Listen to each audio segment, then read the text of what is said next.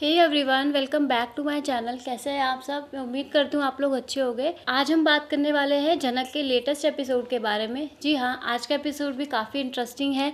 जनक और अर्शी का बर्थडे एक साथ आ रहा है, वो भी क्रिसमस वाले दिन पे ही। अब देखते हैं कि अनिरुद्ध पहले किसका जन्मदिन मनाएगा, अर्शी का या फिर जनक का।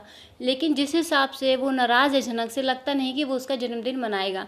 क्या हुआ आज के पूरे एपिसोड में जानने के लिए आप मेरी वीडियो के अंत तक बने रहो। और अगर आपको वीडियो पसंद आती है तो लाइक ज़रूर करना, और चैनल पे पहली बार आए हो तो बिना सब्सक्राइब किए मत जाना। तो जैसा कि हम सभी जानते हैं, आज अर्शी का बर्थडे मनाया जाएगा शो में। उसके बर्थडे के लिए सारी प्रिपरेशन हो चुकी है, घर को पूरे अच्छे तरीके से सजाया गया है।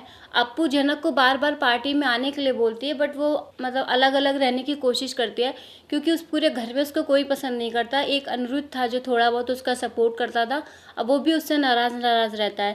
तो अर्शी आ जाती है घर में और सारे लोग उसका वेलकम करते हैं। सारे लोग उसको मतलब बर्थडे विश कर रहे हैं, गले मिल रहे हैं, गिफ्ट दे रहे हैं, ये सारी चीज़ें हो रही है। अब अनिरुद्ध भी उसको विश करता है, लेकिन जनक देखती है उसको थोड़ा सा बुरा लग रहा होता है। फिर वो अपने मन में कहती है कि ये मुझे क्यों बुरा लग रहा है, लेकिन बुरा लगना लाजमी है। एक के जन्मदिन के लिए इतनी सारी चीज़ें हो रही है, पूरा घर सजा दिया और केक आ रहा है, अच्छे अच्छे कपड़े पहन रहे हैं सब, और एक का जन्मदिन का किसी को पता भी नहीं है। ऐसे ही होता है, केक काटने की तैयारी चल ही रही होती है, तभी अनिरुद्ध के पास ना एक अननोन नंबर से कई बार कॉल आ रहा होता है। वो गाड़ी में भी कॉल आता है उसको, जब वो अर्शी को पिक करने गया हुआ होता है, लेकिन वो 2-3 बार काटता रहता है कॉल को।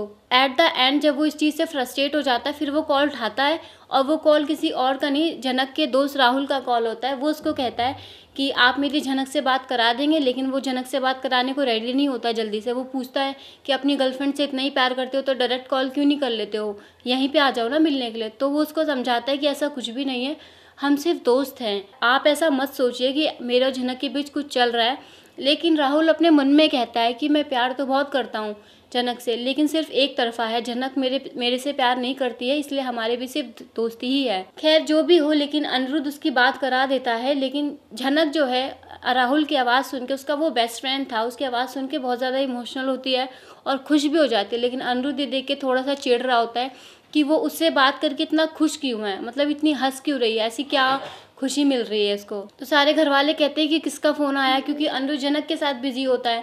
तो अनिरुद्ध बता देता है कि उसके किसी दोस्त का फ़ोन है, दोस्त का या फिर बॉयफ्रेंड का, ऐसा सारे घर वाले कहते हैं। तो अनिरुद्ध हाँ कर देता है कि शायद बॉयफ्रेंड का ही कॉल है। तो सब लोग बोल रहे होते हैं कि अनिरुद्ध तुम कैसी लड़की को लेकर आ गए हो, रात में आधी रात को इसके बॉयफ्रेंड्स के कॉल आ रहे हो, देखो कैसे बातें करी जा रही है। यहाँ पे सिचुएशन ऐसी है कि यहाँ पे अर्शी का केक तो काटा जा रहा है, लेकिन अनिरुद्ध का सारा ध्यान जनक के ऊपर है। ये सोचे जा रहा है वो तब से कि वो इससे इतनी ज़्यादा बातें क्यों करी, इतनी लंबी बातें कौन दोस्त से करता है। मतलब उसको उसके दिमाग में जो डाउट है ना, वो सही होता हुआ उसको दिखाई दे रहा है। इतनी देर से वो बातें करी, वो केक कटने पे ध्यान नहीं दे रहा है। अर्शी भी कहती है कि तुम्हारा ध्यान कहाँ है, वो कहता है कि तुम्हारे ऊपर ही है।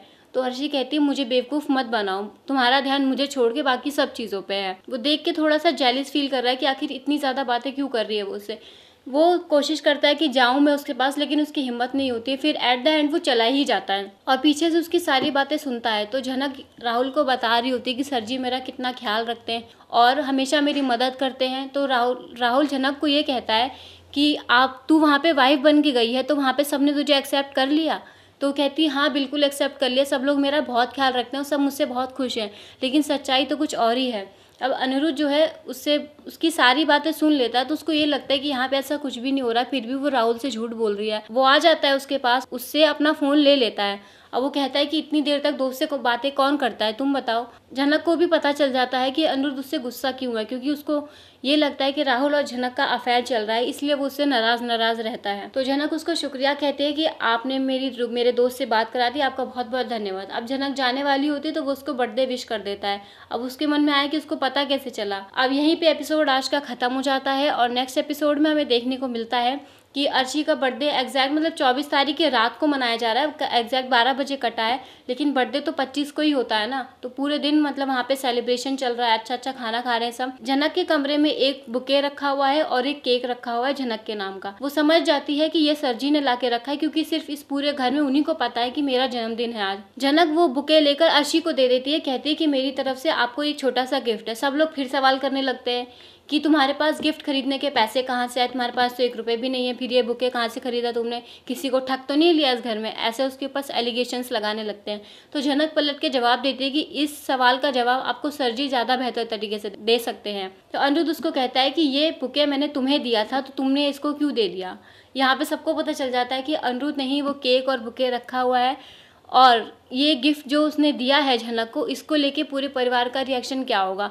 हम ज़्यादा सस्पेंस में नहीं जाते हैं, हमें पता ही है कि बेसिकली क्या रिएक्शन होगा, क्यों दिया, किस लिए दिया, क्या लगती है तुम्हारी, बहुत सारे सवाल वो लोग करने वाले हैं। झनक की स्टोरी काफ़ी ज़्यादा मज़ेदार होती जा रही है। अगर आपको मेरी वीडियो पसंद आ रही है तो लाइक ज़रूर करना, और चैनल पर पहली बार आए हो तो बिना सब्सक्राइब किए मत जाना। And thank you so much for watching.